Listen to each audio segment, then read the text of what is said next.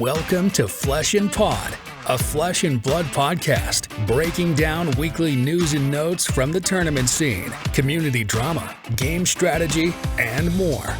And now, here are your hosts, Darick and Logan.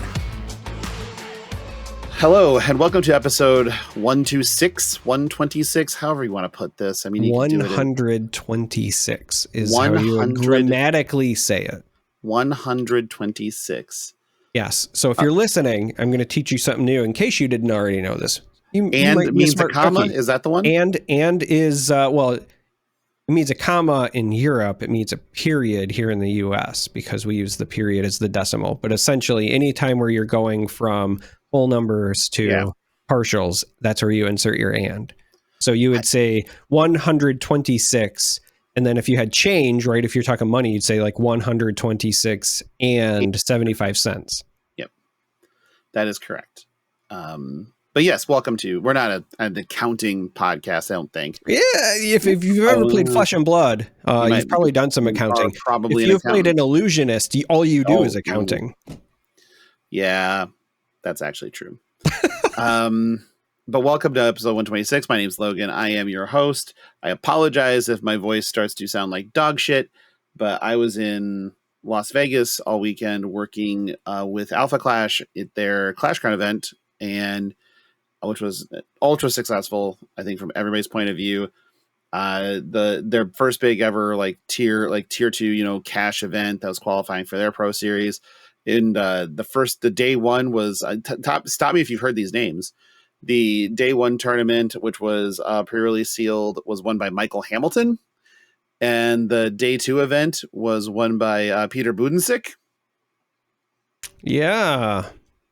You might know those ones? Total unknowns. Yeah, right.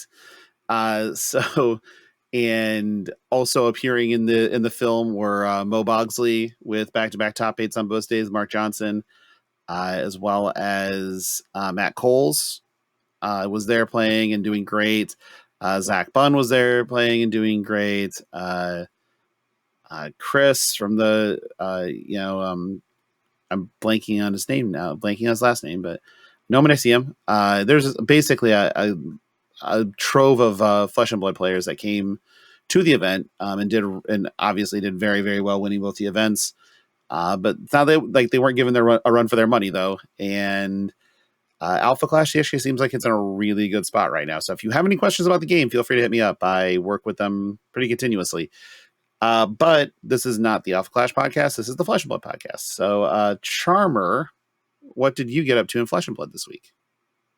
Well, I mean, you're talking to me, so I very clearly did nothing. I don't. Your Twitter says completely different, sir. Oh, yeah, that's right. So one of them you know about. The other would like to confirm, sir, that I will be joining you in Minnesota. Oh. I got the approval. I booked my flight. I will be there. But what day will you be there? I will be getting in Friday more in the evening.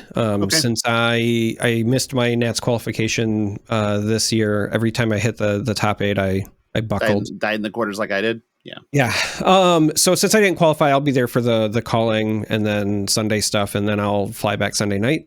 I think is what I currently have booked. I'll have to go back and look. But the point is, I will be there. So yeah, our hotel room is shaping up to be pretty wild. So I believe at current reading, it's myself, you, and our good friend Stephen Cookus, and potentially others joining us. So this could turn into a absolute shit show, which is actually my favorite kind of show. Yeah, no, that sounds fantastic. But I know that you did other things in Flesh and Blood. So that was the positive experience. Yeah, that was Flesh and Blood related. No, the other one was a positive experience as well. So I played in a ProQuest. I wanted to play in 2, however, because I'd been complaining that there were only so many in my area, and then at the last minute, a bunch of stores added stuff. So I've been trying to scramble to figure things out. Yeah, I don't know why the stores held off to to their detriment. Like I keep thinking about it, like maybe there's a reason, and I don't know if they were like waiting for everyone else to post, and then they were in some like weird standoff where nobody was posting because they were waiting for everyone else to post. But anyway, more pro quests were added in my general area. I went to one. I wanted to go to both, but I had already had a family event booked on Sunday. Stark was going to like a school play thing, so I could not swing both. The one that I went to on Saturday was at a cute little store. I'd never been there before. Was relatively small for a pro quest, so it was only 4 rounds of Swiss before they did the cut to the top 8. Yes. What's that like? Well, I can tell you, it was fun. Everyone that I played against was wonderful. I got to see some pretty standard locals. Nathan, who's a fantastic player, for example, and others. But I took Arachne because I've been playing him quite a bit recently, trying to kind of crack the nut. And I didn't think that I was going to do very well, and I ended up doing better than I thought I was going to. Still not good enough. I went 2-1-1. I personally think the draw is likely what kept me out of making the top 8. But the good news is I played pretty well. The deck felt good where it was supposed to feel good. And I think there are more improvements I can make because I have 2 Arachne lists, and I feel pretty good about both of them at this point.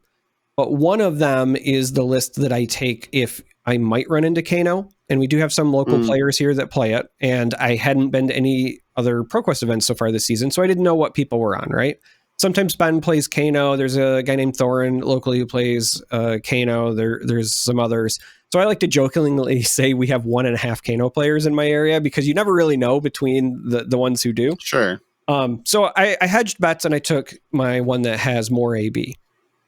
Now, after talking to some people and after seeing what was there, I can take my other list for future events, and I do plan on trying to run it back. And that will make my list even better. But I still felt good with what I was doing. Now, my games were, I lost one game against an Azalea because I just drew the wrong half of my deck. Like it's nothing to take anything away from the other player. They played great. They were very nice. It was like an enjoyable match back and forth. I even spoke to them afterwards. I was like trying to think through if there was anything that I could have done differently. But the reality is they were very early, like hitting their dominates for like 11. And I didn't draw any of my like 12 defense reactions or whatever. Like I can sum up the game by saying I played 1 sink below, no other defense reactions, and no coercive tendencies. So I deserve to lose that game. Okay. So I lost to an Azalea. I played against another Azalea. I jokingly said in that matchup, like, I think this is a bad matchup, based on earlier today. Based on an hour ago. Yeah. Right. And then that match was not close. I drew the appropriate side of my deck, and it was so not close that the person, and I'm not going to hold anything against them. So Violet, if you're listening on the off chance, I'm sorry. I don't hold it against you, but Violet was very notably agitated after that because it was not close. But it was just a tale of 2 different draws, right? One time I drew nothing for that matchup, and the other time I drew everything. I think I played all but one of my D reacts. So I fatigued that Azalea and I won.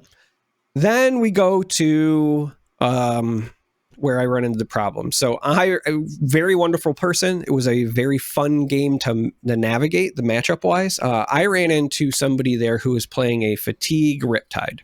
Okay. We both are playing 70 plus cards, right?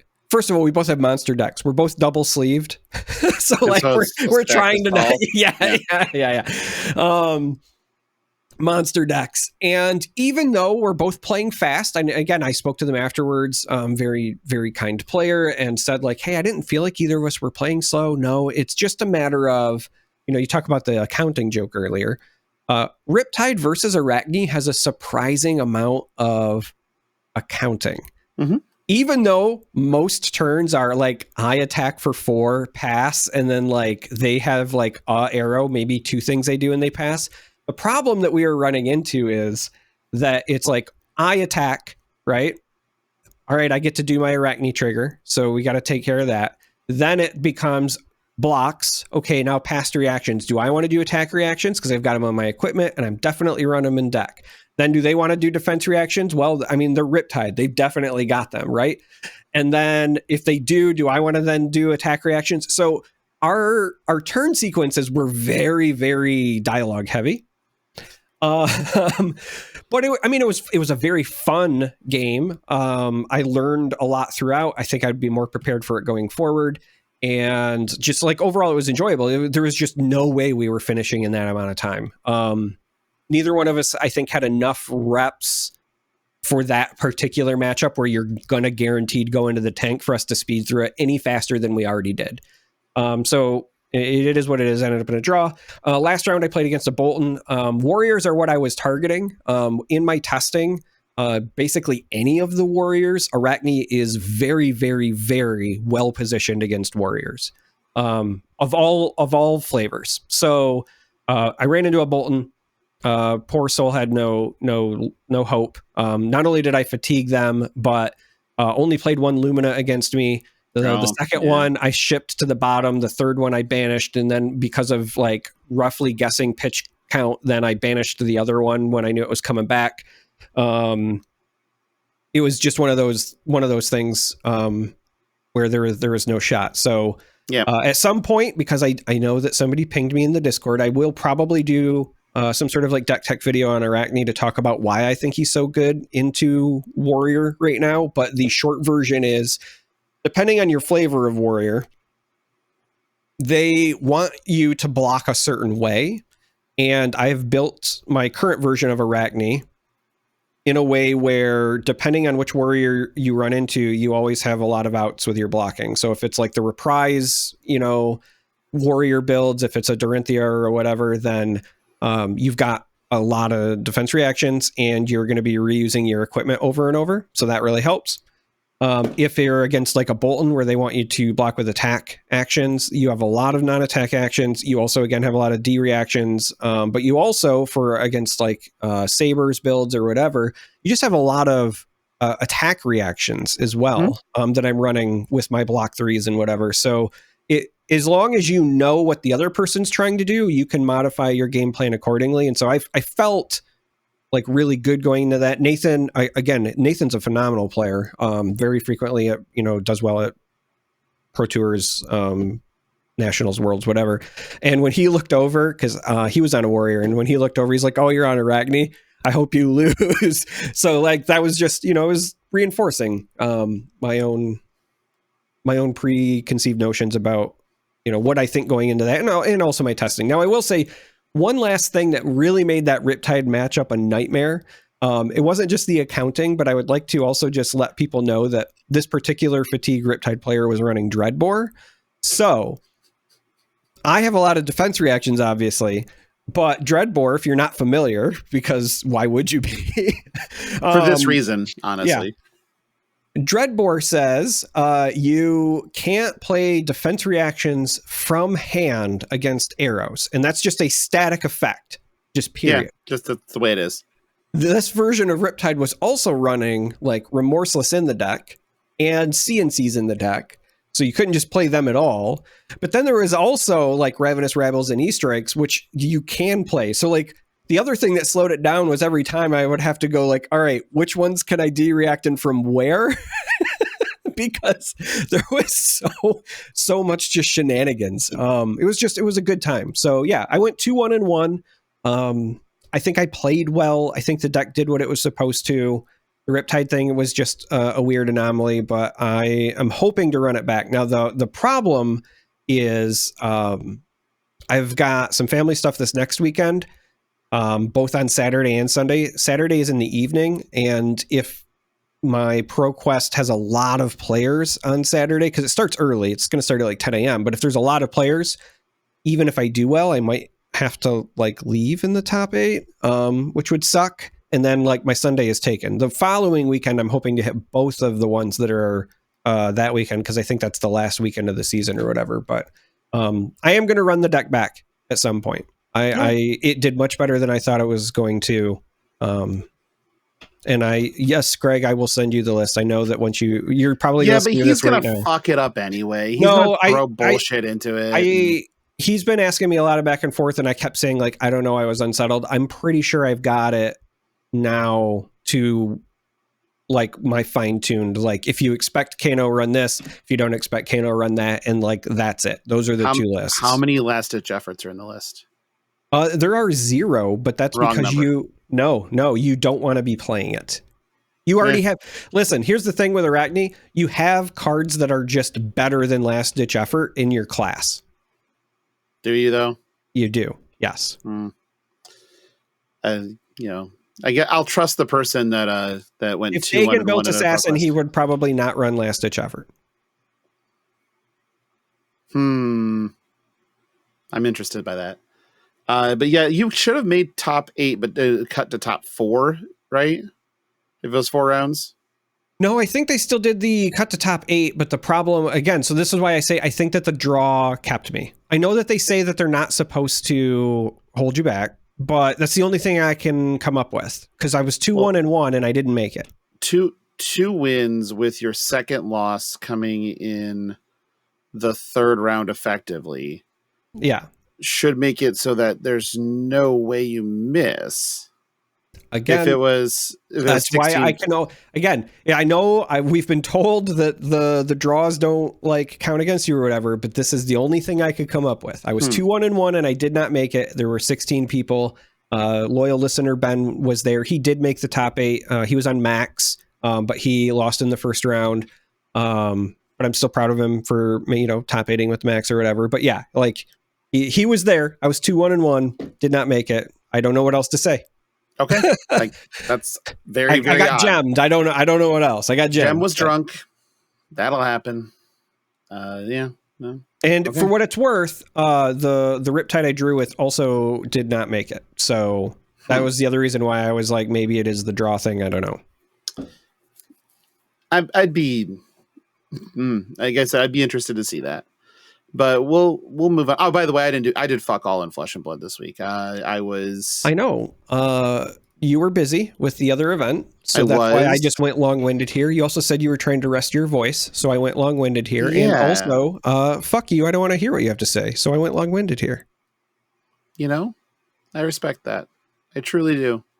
Oh, fuck me. I can't even say it with a straight face. I love you. You can try.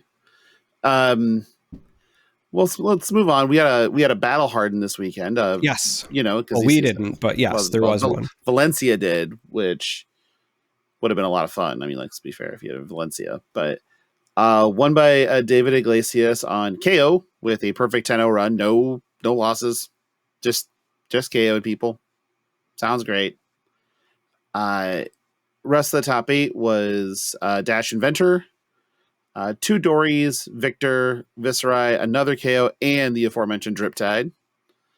And so I'm pleased to see that we're still in a good hero spread, right? We had 2 duplicates in here, but we don't. And I think it's really healthy when Viserai is good. I actually think that that's very good for the game when Viserai is good. And right now we're seeing a lot more Viserai wins and a lot more Viserai like top 8s and stuff like that. So I think it's good that it's coming back up, mainly because it helps keep a lot of decks honest, because you have to have AB1 or you just die. So this is doing a good job, I think, of policing a little bit, and I like it here. I think that that's good. Riptide just feels like that deck that people didn't understand, and then they've slowly figured out that it's actually pretty good. Somebody made the comparison. I think it might have been Tommy Fresh, or Tommy replied to it, where they called it Icelander, because for the longest time people just slammed Icelander in the C tier and called it unplayable until people figured out how to play Icelander. And now it's starting to see kind of the worm turn, and people are figuring out how to play Riptide, and Riptide's going to get some new tools. So we might be coming into the era of Riptide. And I think I'm okay with that. I think it's cool, personally. I mean, as an Arachne player who just played into it, I'm not super so much excited. Not so much. But, you know, I do think that if I just get more reps into it, because I told the person, I was like, you know, part of the problem is that most of my playtesting lately has been on Talishar. I've just been really swamped with work, haven't had a chance to sit down and physically test. And when I do test, like, I'm not really getting to pick my matchups. So I told him, I was like, I think I've played against Riptide once, you know? Yeah. I think with more reps, I could probably speed through it timer wise, but try to run through the clock. It was fun. It was, it was an engaging back and forth. That wasn't the issue. It was mostly just not only when we timed out, we both were still in double digit health and double digit cards left in deck. Like we were. So it wasn't, you were nowhere near getting to the point. No. Okay. Credit to the other player. I was behind on deck count at the time when we ended because I hadn't transitioned to more daggers yet. I was still trying to see if I could get some banishes, but we were both still like, we had a ways to go. Yeah. All right, we're gonna do a quick look here at the Living Legend leaderboard because we have a new leader in the clubhouse in the danger zone or very close to it is Dash Adventure Extraordinaire now at 798. Let's say Dash wins 5 nationals that aren't the US, right? So 5 96 player nationals, 96 plus nationals, she's gone.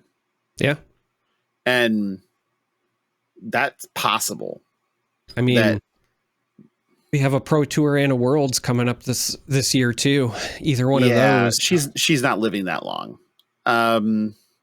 So she might. I don't know. Listen, people have found ways to beat Internet Explorer in the past. And so Dash Internet Explorer, IE, yeah, or Die, as some people call her. Well, that's the people like me who have lost too many games. Yeah, they just lost too many games to the Glock Lock. I've been in the Glock Lock before. It doesn't feel great. So we're gonna play a fun game here, though. Kayo, as we mentioned, won the Battle Hardened Valencia. Are you staring at the leaderboard right now? I am not. Perfect. Don't look at it. Okay. So Kayo is currently in 8th place on the Living Legend leaderboard. How many points does Kayo have? I'll say, again, this is just a random guess in the dark, but I'll say like 478. 402. Oh, okay. Right behind Azalea. It was about 100 points plus behind Azalea. Who is in 9th? Who is in 9th? Who is in 9th and what's the gap? Let's go that route. The gap has got to be like 200 points. It's not. Roughly. It's not that big of a gap. Oh, because my guess was going to be like Reinar at like 230 something, but Reinar's 281 and Reinar is in 13th. 13th. Oh, wow. Okay. Reinar is behind Uzuri, Kasai, Bolton, and this hero. Wow, it's not one of those. Katsu? No, Katsu's got to have more than that because of Katsu's in 4th at 646. Yeah, because of Ninja Turtle Katsu. Yeah. I know Bravo's got more than that. 696. Levia? No, Levia is only 129. Wow, really? I thought she had more than that. The answer is Kano at 348. So it's a 54-point gap. Somehow, with Kano being the boogeyman and the thing that was going to kill Fab and the thing where you need to ban cards and everything else, and here's Kayo, who's been out for 2 months and change, passing Kano. I mean, yes, but here's the thing that you are not factoring in, which is, this is something that took me a long time to come to terms with myself. So like, I understand it, but there are certain things that you have to understand about card games, whether they are trading card games, collectible card games, digital card games, physical card games, even living card games, whatever.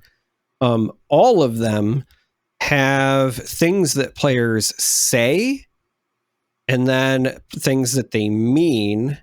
And then there's this third thing in between, which is like the reality. For example, players say they want a balanced card game, but what they mean is they want a game that is fun for them, however it is that they play it through their play style, player expression, whatever. Correct. Because I have had several times where people have said, hey, this is the best meta ever, and it has been nowhere near balanced, right?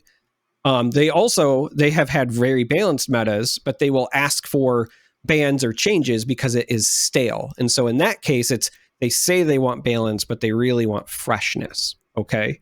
Now, another thing that happens is there are players that will say that something is too powerful or needs bans.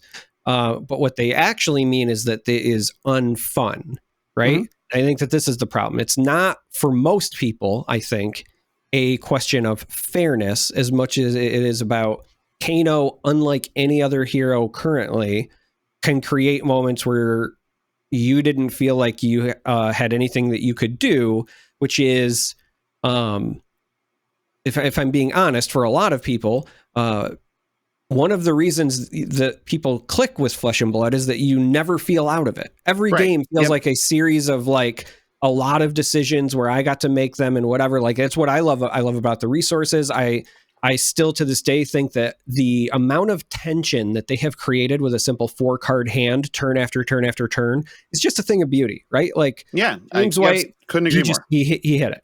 However, if you are a player and that's what draws you into the game, and you sit across somebody who's like, okay, and you take 70, that doesn't feel like Flesh and Blood. Now, there are plenty of people who that clicks for them, whether you're a combo player or you're coming from Magic, or maybe you just like to go boom, whatever. I get it.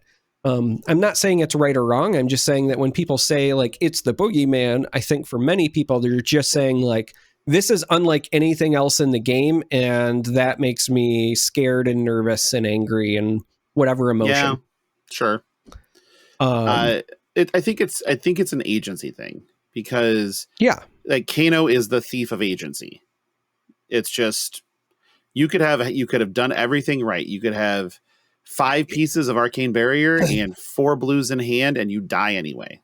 Well, and even further. So I want to go one step further.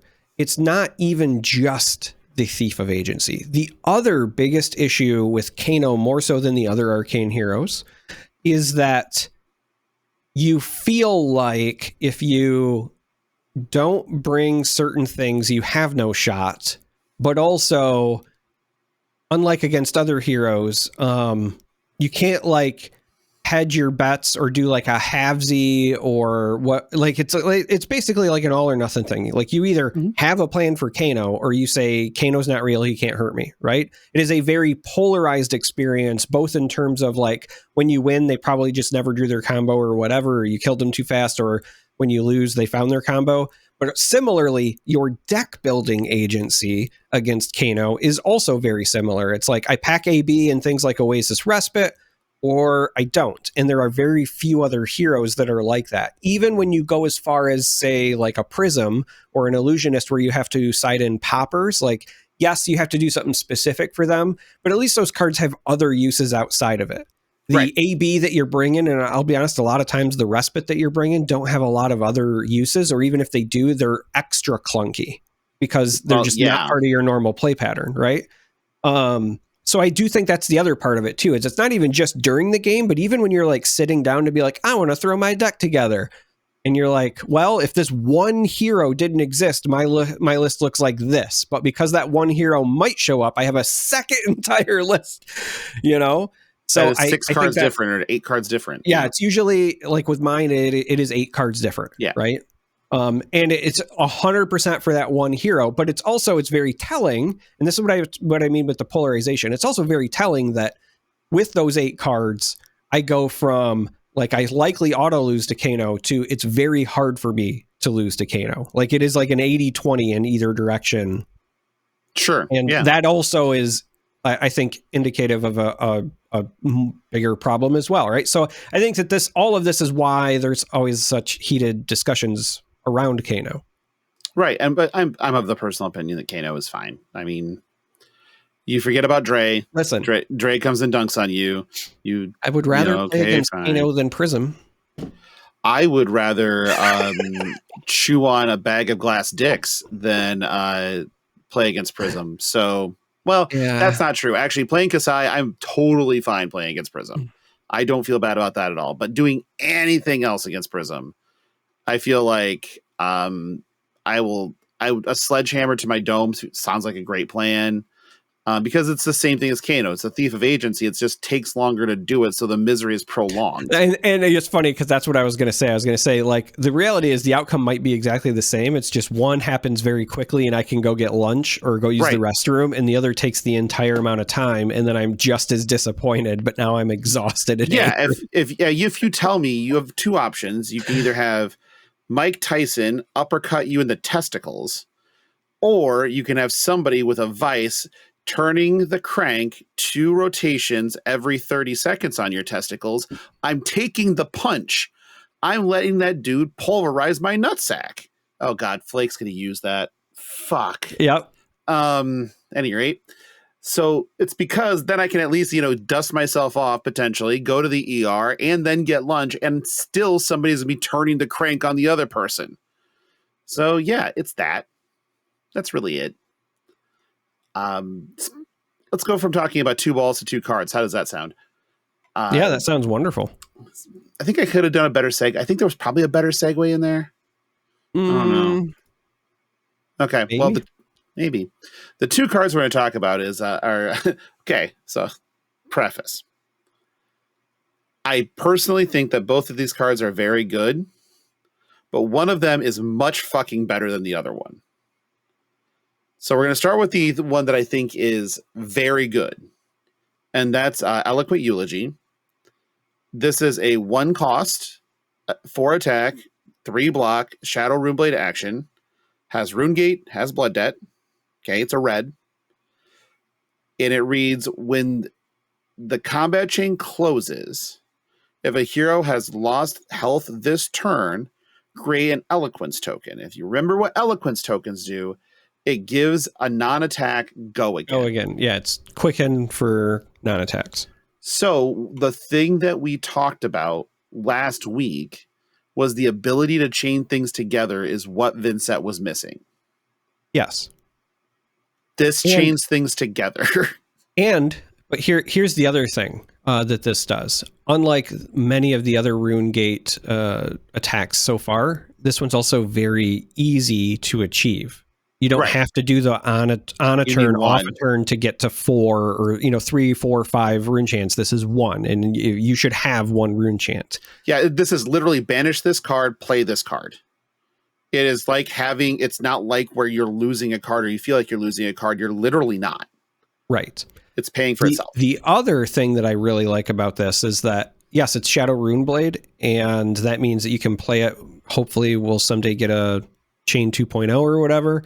But you can tell that this is very clearly designed for Vincent because it works so well with Vincent, because it's just if a hero has lost health this turn. Now, I love that it is a hero. So if you hurt yourself, fine. Mm-hmm. If you hurt your opponent, fine. And that means like cards like Flail have a lot more use. Just overall, I think that this is a much needed piece for the Vincent toolkit. Yep, absolutely. And now let's talk about the art. Art's great. Holy shit.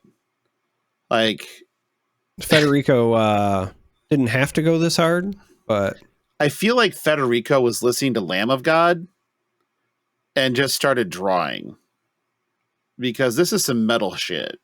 It does look like something from like the old heavy metal stuff. Yeah. And then he was like, got almost all the way through and was like, oh yeah, this is supposed to be Shadow Runeblade, Rune Chant. Yeah, purple Rune Chant, but like thing. it's in the Rune Chant shape or whatever. Yeah. Like, so I do like that, but at least we kind of get an idea with this art of where Rune Chants come from, and it's by sucking the souls out of people. That makes sense, actually. Yeah. Okay. Now time for a longer discussion, because what the actual fuck? This is God damn it. This is Shadow Realm Horror. It's a red, 2 cost, 6 attack. Egregiously, it's a 3 block. As an additional cost to play this, banish 3 random cards in your graveyard. Okay. We're good. Blood Debt, banish 3, we're good. Yep. Fuck. If 1 or more cards with 6 or more power banished this way, this gets +1. Okay, it's a 2 for 7. It's a bit above rate. That seems fine. Okay, we can stop there, right? No. 2 or more, this gets go again. All right, so I got to stare down a 2 for 7 and then a 1 for 7 Graveling Growl. Maybe. So 3 resource. So it's a 3 card 14. Crate. Okay. Sounds great. 3 or more. You may play a card banished this way this turn.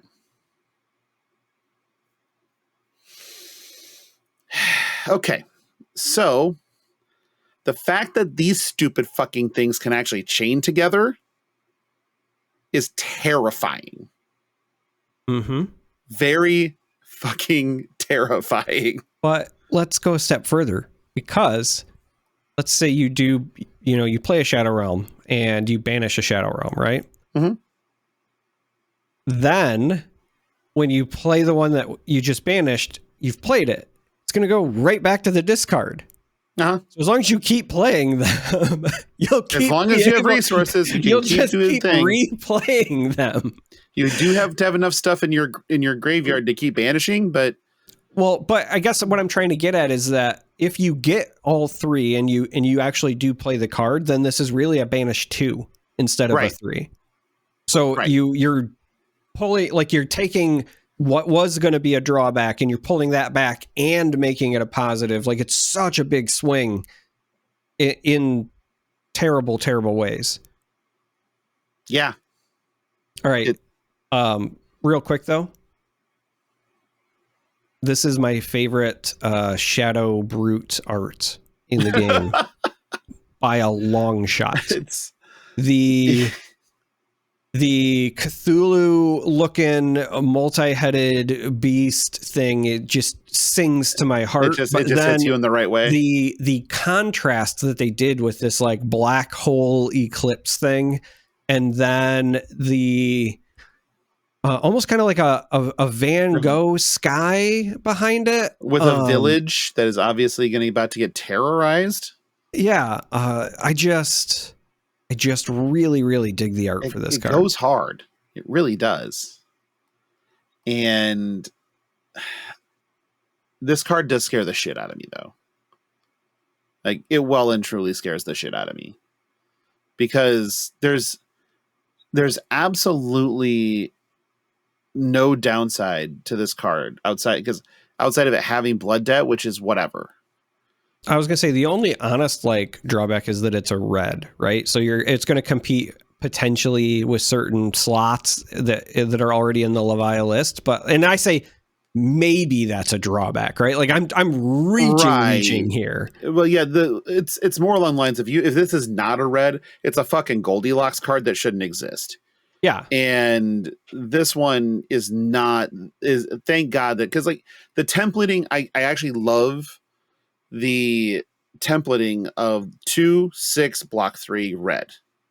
Mm-hmm. I think that is that for whatever reason just hits me right in the field. This hits me right. It just right here. It makes sense. It's imprinted. It's logical. I love it. 2/6 red. Okay, cool. And 2/7 red. Good rate. Good rate. It's a 2 card. It's a 2 card 7 3.5. On the trade-off, little above rate, fine. I can deal with a little above rate. 2 for 7 red go again. We're pretty high above rate all of a sudden. Yeah. I mean, when you think about it, right? So E-Strike, one of the reasons that E-Strike is so often powerful is that it's one card that either gives you, usually anyway, 5 go again or 7, right? It's either a 2. It's a 2-card 7 because of the card that's go to the bottom. Well, so right. But I was saying like the one card for the paying of the cost, right? So ideally, right, if you think about that as like, all right, if that was a red that you sent down, you're paying 1 for a 5 go again, or you're paying 1 for a 7. Mm-hmm. So great. Awesome rate. This is like you saying, all right, but what if instead of, paying 1 red, I just paid 2 and I got to do both and get another, cool effect on top of it. Like that's what's happening here. Yeah. Oh, and also I'm a base 6, so I'm naturally a popper anyway. I still have the block 3, right? Like, when they spoiled these on the stream, the art, like the way that the graphics were done, were obscuring the block value of it. And I'm like trying to like look through it. I'm like, I think maybe this is a block 0. That would be fine. Like a block 0 would be okay. And then they let the full image out and I saw the 3 and I'm like, fuck. Okay. That's really good. Like egregiously good. Yeah, because and again, with you can play it from banish effect. You can block with these early and then still get them back as long as you don't block with all of them, right? Like you can still chain these around later. So the block 3 is like extra relevant here. It's just a good card. Yeah, good card is good. Good card is good. Almost makes me want to pick up Levia. Yeah, that's the thing, is that like reading the card, I'm like, man, it kind of makes me want to play the hero. I have a soft spot for, thanks to Casanova, just because they love it. I mean, obviously Ethan, biggest fan on the planet, right? And Tommy for the longest time. Yeah. But like I have fond memories of, playing against her with Cass in those early days when I was also just getting into Flesh and Blood. So it kind of hits that nostalgia thing. And the last couple of sets have been pretty fire for her. Yeah. The Levia glow up is real at times. I mean, the more of these types of cards that exist, the better Levia is, and Levia is already scary. Like the problem that Levia runs into right now is competing with Kayo, really, for that in that brute slot. Like for that, on hits aren't a thing. Your on hit is death type of deck, and like Kayo is not like a bad deck or by any stretch of the imagination. Obviously, I don't know. I feel like the appeal, both character wise, but also just piloting wise, is a bit more there for Levia, because it's weird because you're a brute, and so obviously you play big things and you swing, and as somebody who's played a lot of Bravo, that appeals to me as well. But Levia, unlike the other brutes, feels more like a combo deck, because there usually is like, you have to do the setup, you got to feed your graveyard, you got to make sure you turn off the blood debt. Like there's a bit more intricacy to it.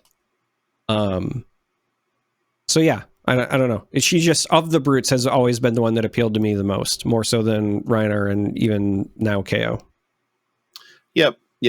And that makes sense to me. Like I said, I like that these types of support cards are being printed, especially since I don't have to deal with them in fucking limited.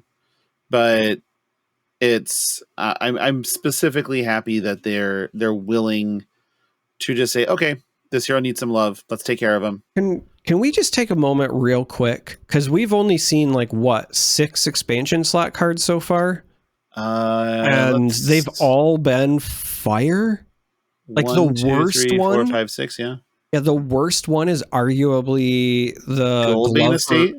Well, I was gonna say, I think arguably the glove, but I don't think that's a bad card. I think it's Goldbane Estate is probably the worst one, and it's really good for what the hero wants to do. To me, I thought that one was still. Well, I think long draw just goes in that's the arm slot for right. But I guess what I was trying to say is it's at least competing for something. Sure. Whereas Goldbane Estate just goes in.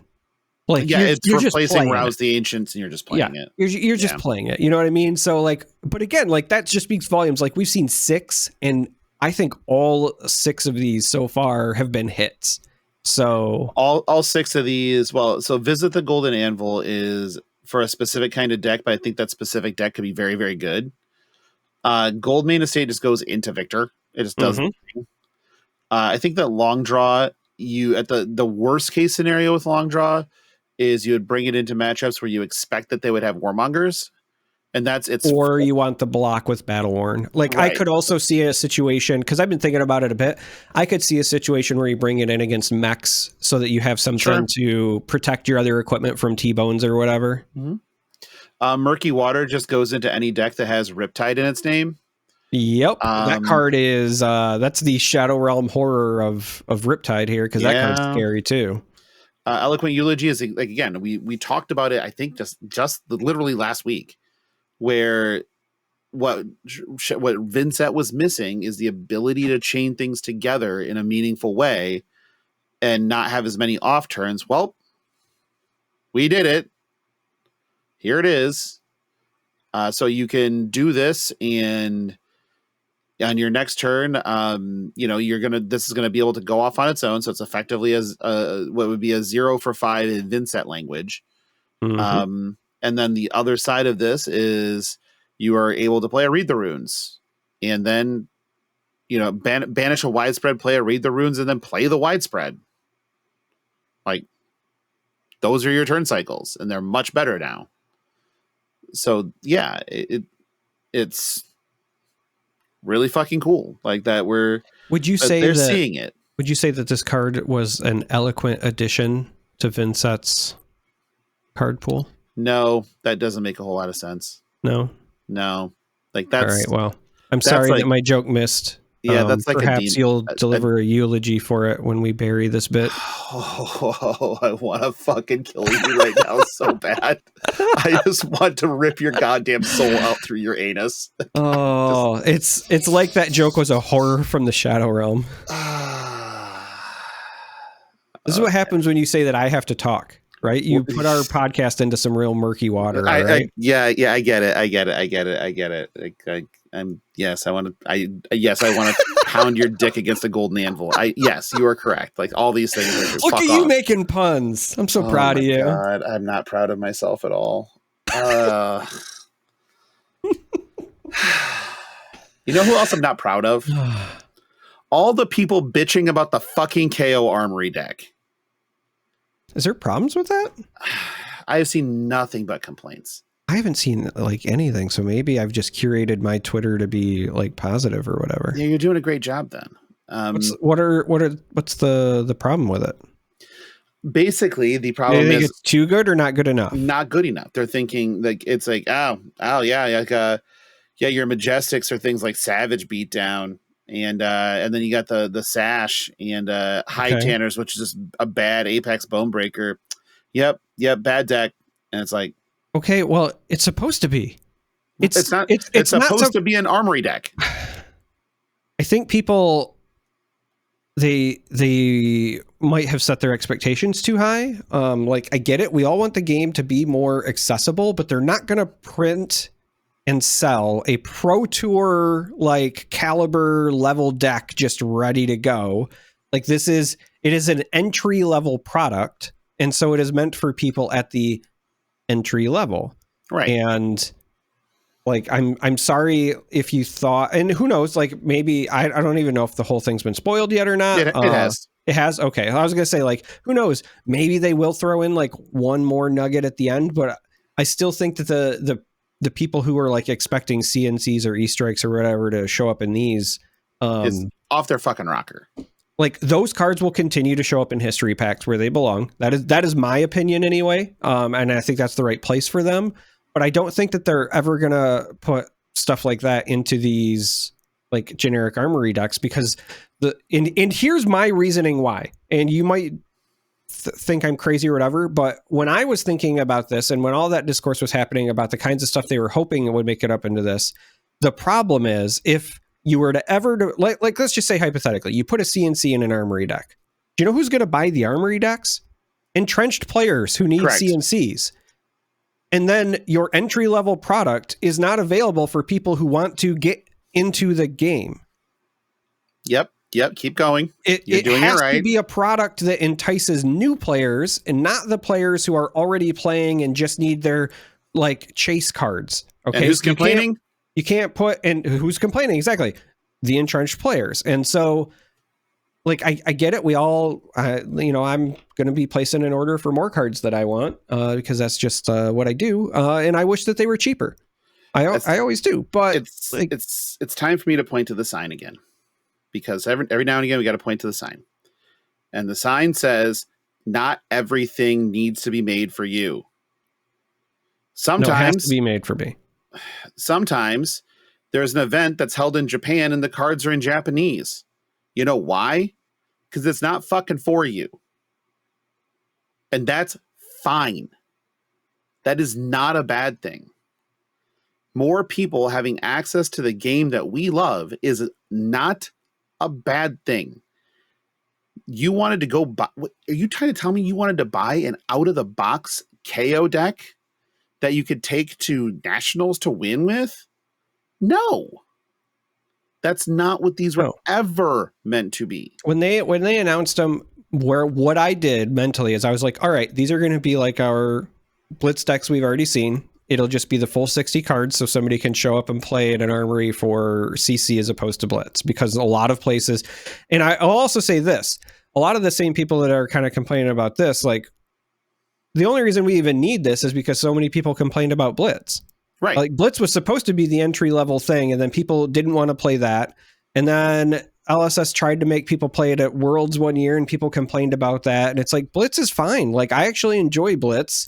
But also it was meant to be your entry level thing. And so if you thought we were going to get anything different from what we were getting at Blitz, but just scaled up, like I don't understand it. But again, even if you wanted something slightly better, right? I'm not saying that we can't give them feedback and give them room for improvement, but I just like, we have to take off our player hats and put on our game dev hats, right? Yeah. And put on our business hats. And if we want new players to get into the game, you have to make things that are catered for new players. And that doesn't mean printing things that are going to make all your entrenched players buy it. Correct. Like I've seen it in Magic 20 years ago. If you put Umezawa's Jeet in a pre-con, like they will sell out everywhere. They'll be on the black market for like $60 for the pre-con. The Betrayers of Kamigawa Ratcatcher deck. Yep, exactly what it was. You're having flashbacks to trying to hunt them down at Target, aren't you? Because I worked at Babbage's at the time, and we got them in, and no one shopped for them there, and I had a 30% discount, so I just bought them all. Yeah, but guess what? Who bought them all? You, an entrenched player, bought them all, and that just further reinforces my point. So, like, I get it. We all like would love an easier way to get some of those chase cards and whatever, but also like it's just not going to work. Like I understand the idea on paper, it's just not going to work in practice the way I think people expect it to. Like that's the problem. The one argument that I respect in all of this is that, well, they made a $70 Savage Sash, which as of right now, that's pretty much correct, because that's what entrenched players are going to want out of this, is just the one card, because the specific cards to this deck that are not available anywhere else are Savage Sash, which we've talked about before, which is a very good piece of equipment. Hide Tanner, which is a battle worn block 1 brute arms, so Apex Bonebreaker is better already on defense rate. And then when you discard a random card with 6 or more power, you may destroy this if you do create 2 might tokens. Well, Apex creates 2 might tokens without that and blocks 3. It's just better. So you're not buying it for that. Your other specific cards to this are Strength Rules All, which is again very good. So those 3 cards are probably playable in some versions of Brute. And that's really it for specific to this deck cards. Oh, Battlefront Bastion. Sorry. So yeah. um, But I'm actually kind of glad that you highlighted these for a couple of reasons. One, the Battlefront Bastion thing, right? We already know that it's a rainbow. That it's a rainbow. And we know that like we're likely going to see the promo versions we've already seen spoiled, right? Yep. With the full art. Sorry, my brain was trying to catch up to where I'm trying to go with this. So what I want to say about some of those cards is, one, there's nothing stopping those from showing up in future sets. There's nothing stopping them from showing up in a history pack or something else. Again, or as an armory promo. Or as an armory promo, since these are armory decks after all. So maybe that's a thing.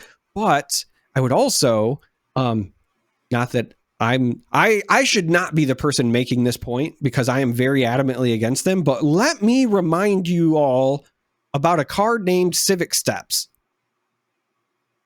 Because there's only one way to get that right now for those Guardians. Two ways. What's the other way? Social play kit, cold foil, or rainbow foil in the social play kit. Suck it, nerd. My point is, the only one way to do it is to get it on the secondary market. Correct. Well, or go play in a social play event, but yes. Yeah. Or buy a Tolarian round the table. Right. But like when you're saying like, okay, it's a $70 Savage Sash or whatever, for all the people who had to hunt down Civic Steps who didn't want to buy the whole thing, like that's where you were at. I'm much more comfortable with this than me having to at the time pay $5 a piece for run throughs, because the only way to get them was to buy the Dory Reinar deck. And everywhere was sold out of them when I needed them for my Blitz deck. Right. I would also like to point out, you also talked about how Strength Rules All is specific to this, right? I think that is your CNC like answer. It gives you a CNC like effect without actually printing CNC. So if you're a new player, you have something that mimics the effect, without it being like the full on chase card. I think that's fine too. No, I think that's totally reasonable. And there are, and the other thing that I look at this and I see immediately is like, there are some easy upgrades to this deck, but every card in this deck is useful. Okay. Like, I think this is fine. And I don't know, personal opinion. Like, I don't like complaining for the sake of complaining, which is, I understand, is a very card player trait. It's tale as old as time, really. But this is a very good intro product for somebody who's just like, I want to play a classic constructed armory. I don't want to have to go on to ZCU player chase down all the cards to have something that's playable. They grab this. It's like, oh, okay. Great. Do you want to know what the real complaint you should be making is about this deck? Do you want to know what complaint? And granted, I haven't seen many complaints at all, because again, maybe I've just curated my social media feeds to be like the best of the community. Who knows? But here's the complaint that I expect to be seeing that I haven't seen. And I'm kind of ashamed of you all listening for not raising the alarm here. Do you want to know what this doesn't have? AB. Do you want to know what was already really polarized and made people like say it was the boogeyman and want to quit the game? Kano. So what does this deck do when you buy this to go to your local armory and you run into Kano? You die quickly. Okay, just checking. Yeah. So there's your actual valid criticism. This is going to feed the boogeyman agenda. But yeah, this deck is an easily upgradable deck. And obviously, like, you can add null rune stuff to a sideboard very cheaply. Sure. And I'm just being facetious. Yeah, I get it. But my point is like, if you want to complain for the sake of complaining, you should be taking complaints about this and complaints about Kano and merging them. Yeah, right. Yeah, absolutely. Assemble them all like Voltron. Also complain that this deck, if it gets printed in Japanese, is in Japanese. And losing to Kano. And can you imagine losing to Kano in Japanese? How humiliating that would be. I can. I've watched anime. Yeah, that's just true. But, you know, personally, it's like what? It's 1, 2, 3, 4, 5, 6, 7, 8, 9, 10. So 30 blues. Okay. 3 yellows. Okay. Like 1, 2, 3, 4, 5, 6, 7, 8, 9. 9 reds. Ratios seem fine. No problems there. You got Knucklehead. You know, Yeah. he sounds fine. There's beaten trackers is completely fine as far as feet go.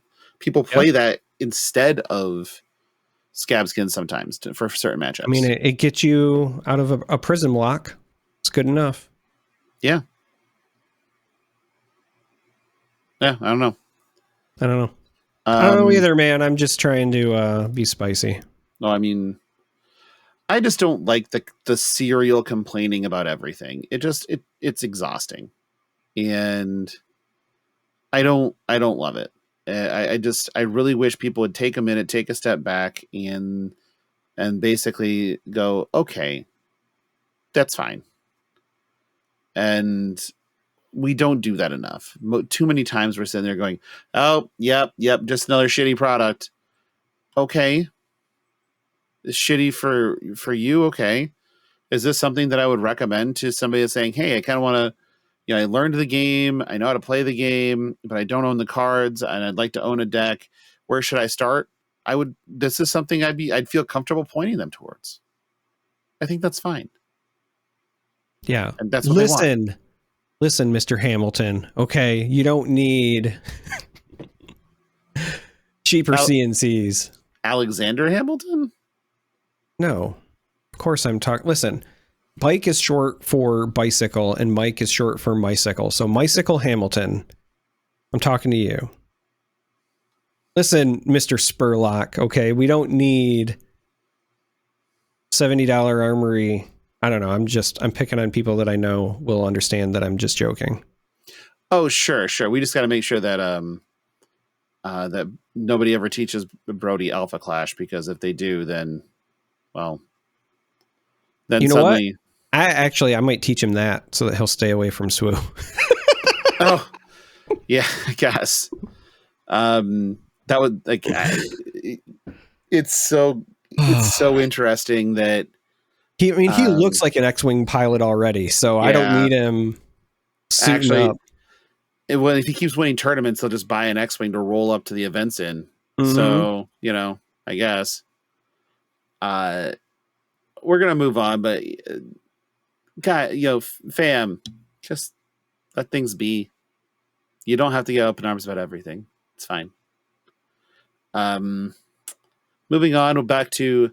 I even got to hang out with Keith this weekend a little bit. I know. I'm so envious. I know. It was the best. Jacob was being a little bit of an asshole, but, you know, that'll happen sometimes.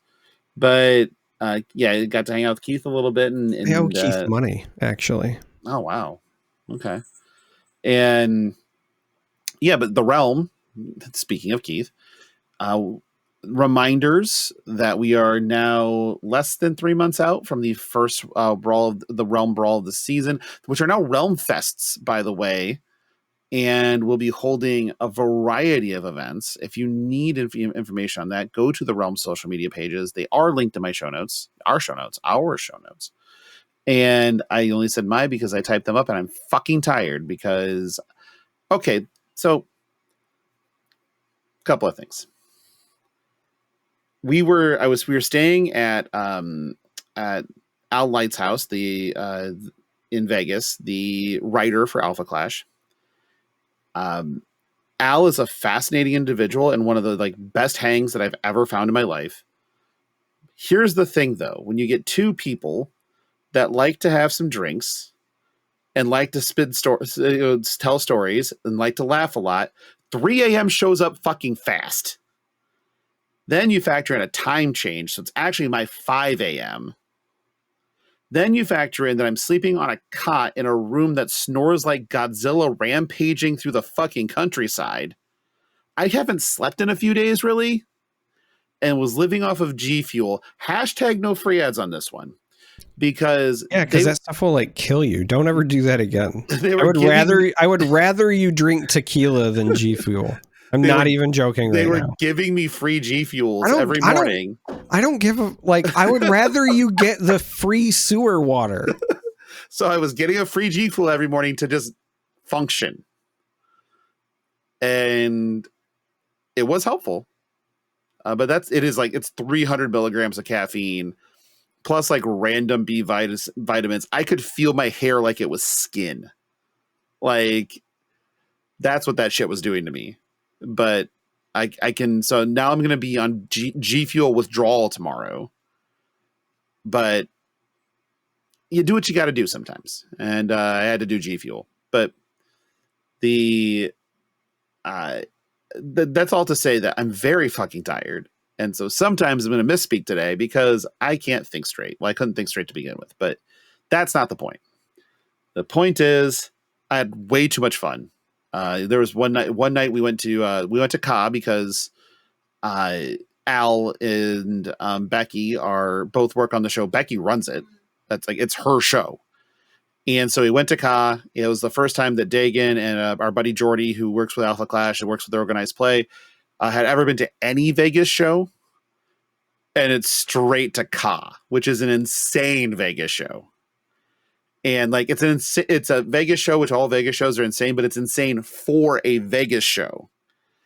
And then afterwards, like the ends, and those guys are just breathless because the show's so incredible. It's so good. And they're like, holy shit. And I've seen it before, but I'm just like, I'm grinning ear to ear because I love when people have experiences like this and I get to be a part of it. And then from behind us, like, so what do you guys think? And there's Becky right there, just pulled up in the seats behind us and they're bubbling. She's like, you guys want to go backstage and see how this all works? So then we get to go backstage of Ka and go see how all of it works. And it is absolutely fucking bonkers nuts. I have never seen anything logistically like that. It is very similar to like how the logistics of a cruise ship operate, where it is all like a well-oiled machine. No one can ever miss anything. And it goes off without a hitch somehow. And I was just floored by it. It was one of the coolest experiences. But then we decide that Jordy and Dagan are both like, we're hungry. It's 11 o'clock.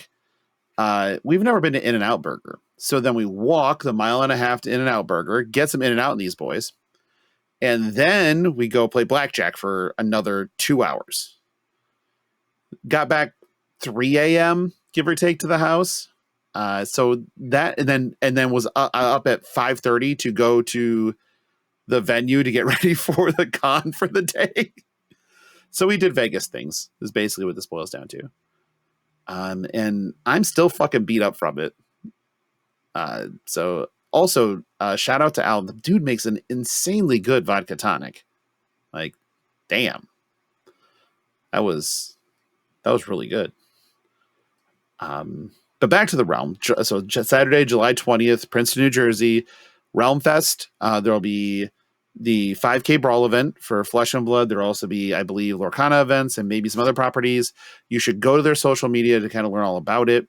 But the big picture here is that Classic Constructed, $70 entry, $5K, $5,000 in prizes on the line, plus invites to the $50,000 invitational at the end of the year. Top 8 gets a $50K invite.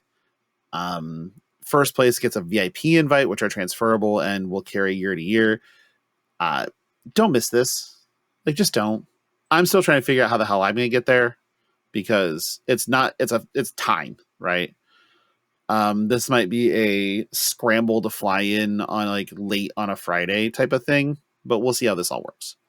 However, if the Realm Invitational is of any interest to you, this is your first shot to get it. It might be your best shot to get an invite. So be on the lookout and try to get there. Try to attend. It'll be a good time. I promise. Anything out of you for that one, Charmer? Show up. I'm really looking forward to it. That's the short version. My voice is actually blowing out in real time right now, and it's great. Let's move on to listener questions. Sound okay? Yes. Fantastic. Our first one is from Vintox. He's back. Hi, longtime listener, first time caller. That's bullshit. That is not a first time caller. He has called many times.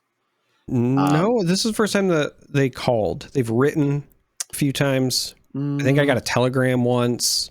Oh, I got a fax. Smoke signals. I got a fax. Yeah. With Dromai LL, we can assume a replacement is coming at some point. If you were designing a replacement, what would it look like, including hero and weapon?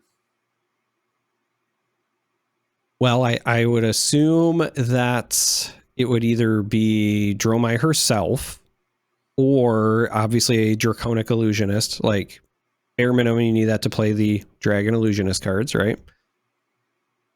I think that you still need to do something that is going to allow you to play the dragons and the other cards, just so that they continue to have their uses, right? Like they're an iconic piece of the puzzle, much like New Prism does her own thing well, but you can still do variations or variants of some of the old stuff. You'd want to do something similar, but I think that the weapon and the hero abilities will likely go through some sort of transformation or change so that they give the new version perhaps like a new, either a new identity or a new way to like cycle through things, right? So you still have to have a way to create Ash. And I think that it's probably important that you still focus on red cards just because that's on theme. One, because a lot of the dragons and stuff are already red. But also, again, it's a very thematic thing of Volcor, right? Like Emperor is all red. She's very red. Fi, a lot of the draconic stuff you want red. So it wouldn't shock me if instead of, you pitch red to get Ash, maybe they do something where they reverse it or whatever, where it's like you create an Ash whenever you play a red card. And then instead of it being like, if you've played a red card, your dragons have go again, maybe it's something different on the weapon where it's not 0 to attack, but you pay to activate. But then when you pay to activate, you can either pay to give it go again, or you can just send it for free for one or whatever. Like they'll have to do something so that like the core mechanics are still there, but it just has a new identity.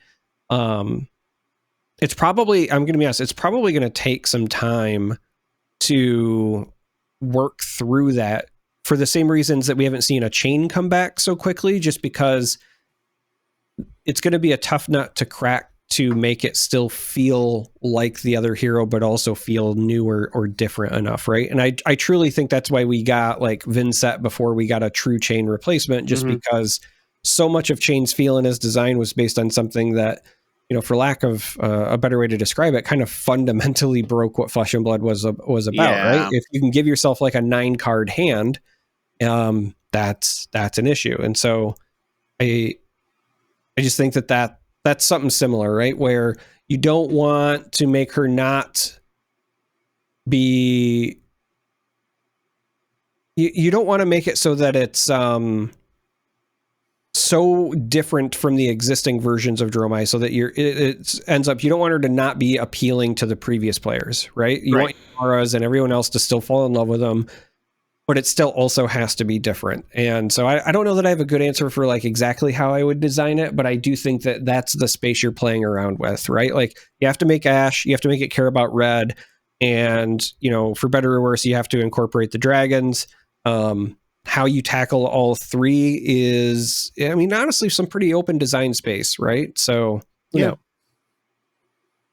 I think I agree with all that. I think it's really weird. It always feels weird when LSS seems to like pigeonhole themselves with making how specific cards work be too wrapped up in things like weapon or hero power. Like the dragons, are very wrapped up in, Ash. I do think that there's design space that they can have more things to do with the material just in general. Like, spending material to get go again, or spending material to increase power, something, right? But then you have to kind of innovate ways that you create the material to begin with. So there's design space, but I feel like we're probably a couple of years away from seeing something to truly replace Dromai, because that's my thought. They'll want to get it right. They always are trying their best to get it right. Let's put it that way. Yep. Moving on. Next one is from Soft Sloth.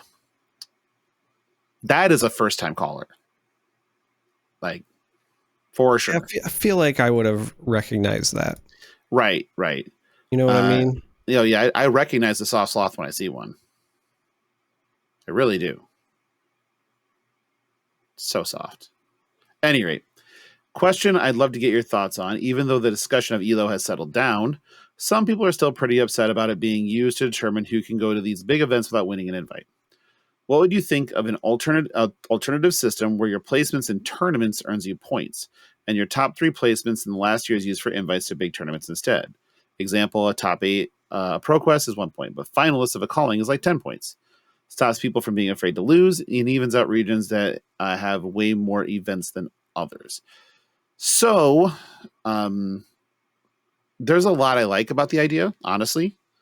I think it's innovative. I think that it's a fresh way of looking at things. What I don't think it does is even out the regions, mainly because there's still a lot of underserved areas for major events in Flesh and Blood. So the opportunities to kind of get those bigger point values is kind of difficult. In the end of the day, this type of system is going to see the same people that would already be going on ELO going to the event anyway. So it's really not fixing anything. It kind of, in theory, if we approached it and kind of extrapolated a few things, it could kind of fix certain things. Like, I understand what they're saying where for some folks, you might not have the opportunity to play in a larger number of events, like based on your area. So theoretically, you might not be able to, like, if you live in the middle of nowhere of the US, for example, right? Like, you might not have the opportunity to earn ELO that somebody who lives in a Dallas area where there's a thriving Flesh and Blood scene, right? So, like, I get it. Like, now you do also you risk your ELO when you're playing that much, but in theory, if you are a better player over time, law of large numbers helps you the more you play. And so, right, I think what they're trying to say is, if you take just a certain section, then those people will theoretically be on the same footing, or, have a more equal footing as the people who can, jam 10 times the amount of rated games. But the drawbacks to something like this is, and I do like anything that incentivizes people to not camp. I will say that. That's always one of those, like, weird things about ELO, is that, like, it's like punishing you for doing a good job sometimes. But I will say this. It would have to be something more than just like finishes and these points and whatever, because you are going to run potentially into a really big issue with tiebreakers, right? Let's just say it's a major, area with a lot of events, like a Dallas area or whatever, and then you're looking at your qualifications for like US Nats or whatever. You're going to have your people who, like, when your callings or whatever, and they'll have a good number of points, but everybody else, if you top 8 a Pro Quest and you get 1 point or whatever, you might run into a situation where, like, you've got, 30 slots you're trying to give out to like 200 people who all have the same point total. So realistically, what you would then need to do is, one, slide your scale way up, but then you would also, not just based on finish, but also have to figure out a system that is awarding points based on your quality of opponent. And if you're going that far, I hate to say it, but you're basically just doing ELO at that point. Right. The only thing you're doing is you're just saying, I'm going to take your best ELO score from, your top 3 events or whatever. Right. Mm-hmm. But then even if you do that, right? Like, let's say it's top, we'll be generous. We'll say top 10 events for the year, right? Top 10 events for the year. The problem is that, again, talking about the equal footing stuff, your quality of opponent is going to be better at certain events, giving you more, access to better tiebreakers. And so the people who their top 10 events are, callings and battle hardens are still going to be better off than the people who only played ProQuests. So all of this is to say, it's not that I hate the idea. It's just that I don't think that the research and development required to come up with an alternate system, the implementation, the rollout, all of that time, that effort, that money to put it into gem and your player tracking, all of that is probably not worth the marginal improvement over the existing ELO.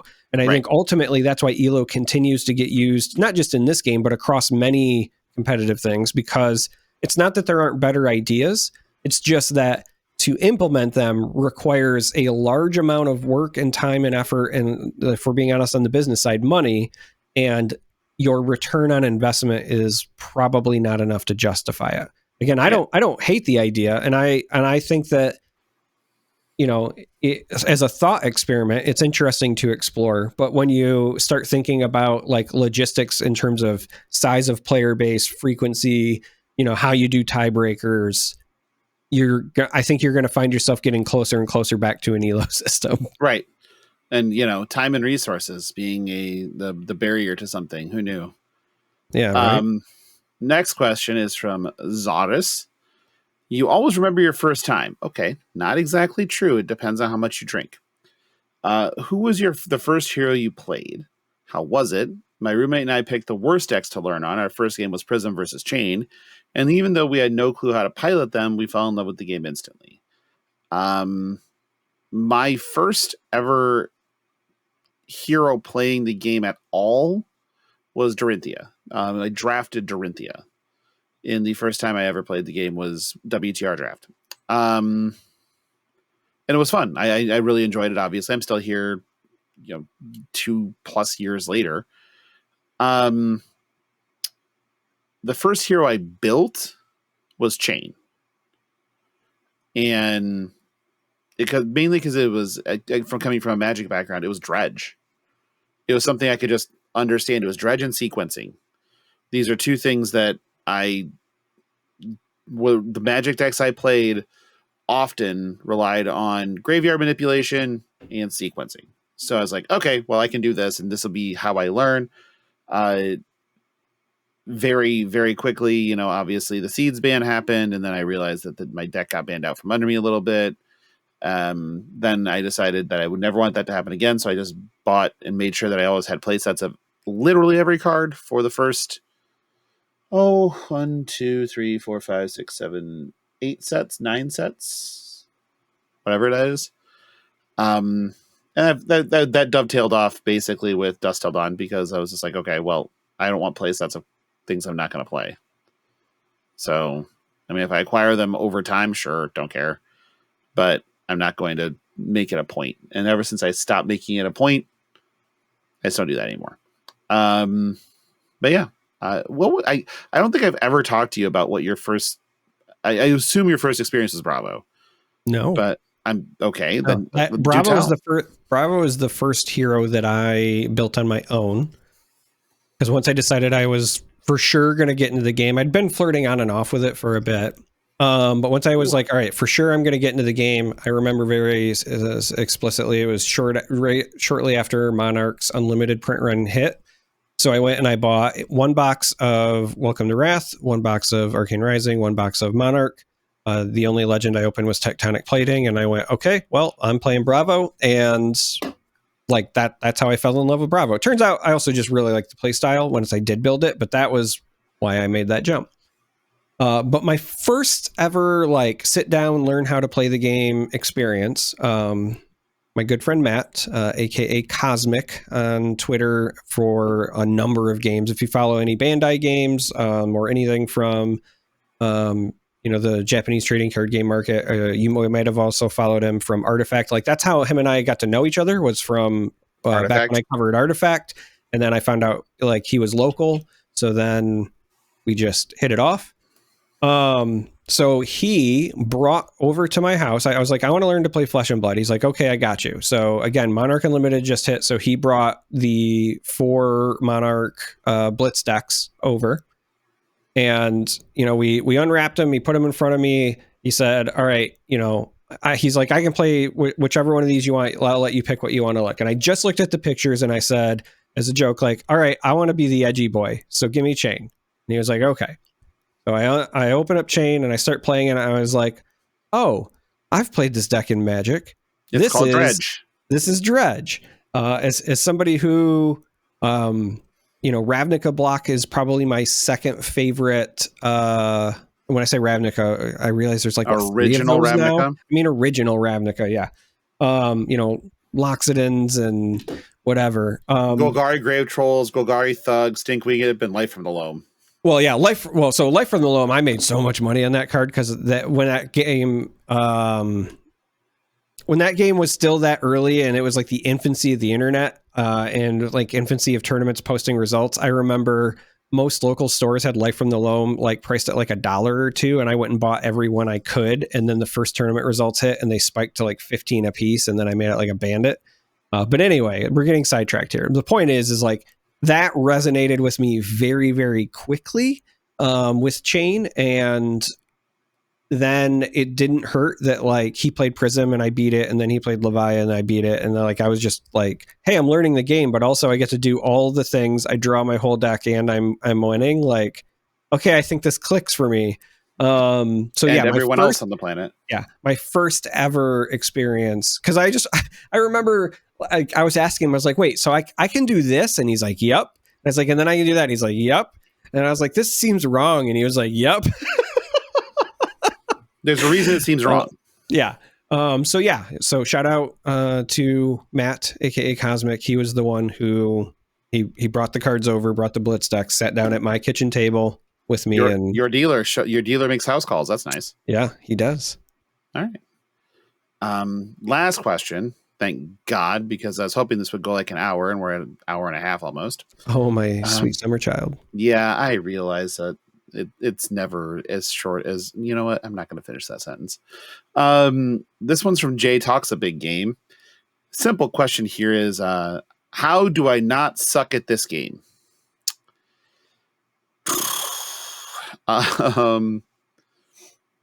Right. You're talking to a guy that plays Arachne, man. I don't know. Right. So the people who don't suck at this game are the people who put in the most reps, time, and effort, right? Most games, I venture to say all of them, outside of Flesh and Blood, allow enough variance that just being good in a very broad sense would let you spike a tournament. I'm not sure that there's that much spiking of tournaments that occurs in Flesh and Blood. This is a game that is as close as you can get to pure agency in a trading card game. And because the game is so focused in agency, you kind of have to know every line that is predictable and customary, and then also be adaptable, which requires you to play a metric fuck ton of games. And then you also have to think about like sequencing. Yep. Remembering your triggers and remembering your pitch stack. Well, I was getting there. I was just going to say, like, there are tools that can help with a lot of the things like Talishar, but sometimes it is much of a handicap or a crutch, because then you might, there's some things it does automatically for you that you forget, right?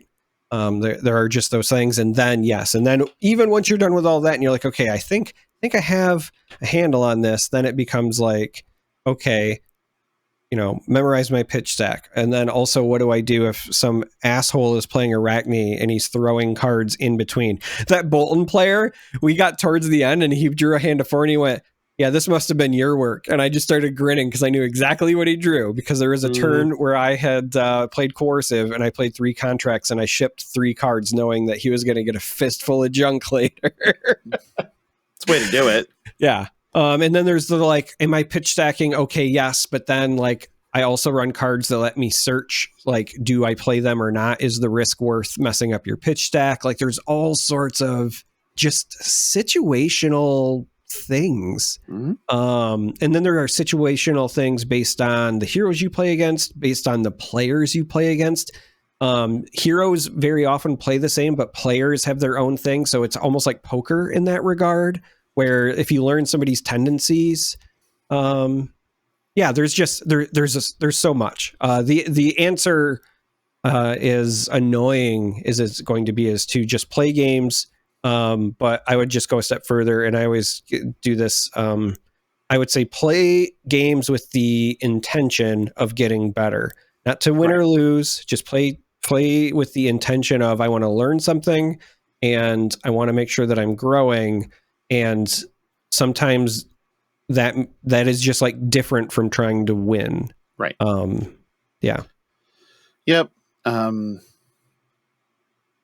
That couldn't said it better myself, honestly. I think it's time to go. I want to thank some patrons. I think that's a good idea. Yeah. I should do that.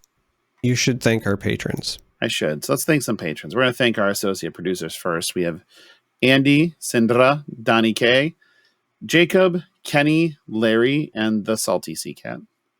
Our executive producers on up are Alex, Blaze Storm, value member of the Patreon. Dom, god damn it, this is going to be so hard on me right now, but I can't not do it. Lance Good Thrust. Oh, I feel like I couldn't put enough on that one. My throat hurts just listening to that. Yeah, that was like glass straight on my fucking esophagus. Matt Two Tokes, Pox on Us, Trevor, Papa Mike, Philip, Rich, and Taylor. If you would like to become a member of the Patreon, you go to patreon.com/fleshandpod. Link is in the show notes. There are 6 tiers, I think. Any paid tier will get you into FAP After Dark. I think we're going to try to do one here in the next. It's been really rough this month, but we're going to try to get an early May one in, and then possibly a late May one in. So be on the lookout here quickly. It wouldn't be probably this week, but maybe next. If you need to contact the show at all, you can just go to patreon.com/ sorry, that's not it. If you want, you can come to @fleshpod on Twitter. You can send us an email, fleshandpod@gmail.com. But the best thing to do is to click the little Discord link in the show notes and then join that thing. That's the easiest way to find us and talk to us. Discord is open. DMs are open to anybody to share a server with. So if you just want to say hello, great. If you have something to complain about, great. If you are just wanting to come and vibe in the Pickle Posse channel, I mean, you're more than welcome to. I don't recommend it. Charmer, where can they find you? You can find me in the Discord. That's the best place to find me for flesh and blood related items, especially FAP related, flesh and blood related items. On Twitter, I'm just that Charmer. It's that Charm3R. If you want to follow me for other games, I do Ice Cave Radio with Flake and Doa covering Star Wars Unlimited. I know I said it last week and then people pinged me, so I'm going to do it for real. Twitch and YouTube is just Charmer, Charm3R, and I will likely have Interacne Deck Tech in the next week or two. I don't know. I could do it now. I feel like I want to get a couple more pro quests in before I officially unveil it. But yeah, we're gonna do some stuff. So yeah, find me there. I guess. I don't know. You're not their dad. Yeah, I'm not your dad. Yeah, and if you need to get hold of me directly, at Logan Peterson on Twitter, and all socials, really. The easiest way to find me if you're just looking directly for me. But the Discord really is the best spot. Just hop in, find me, ping me in channels, whatever you want to do. People, but Dagan and I got fucking relentlessly memed this weekend by our good friend Greg, who just decided let's clip some of these fuckers. So like Dagan was holding up one of the Alpha Clash prize cards, and Greg decided that it was a good time to Photoshop a MetaZoo card in there. He pulled an image out of me out of the background and started adding pickle related comments to it. Greg's just doing Greg things. Yeah, I think that's our show for this week. You got anything else? It's been an hour and 33. No. Great. I need to still edit this and post this before I get fucking we're episoded to death, and don't you dare. But you prick. I can see your fucking screen light up and you're giving me the Smucker's face, and motherfucker. Okay, I'm leaving now. Thanks everybody for listening, and we will talk to you next week. We still haven't missed, so the streak lives, baby. Talk to you next week. Bye.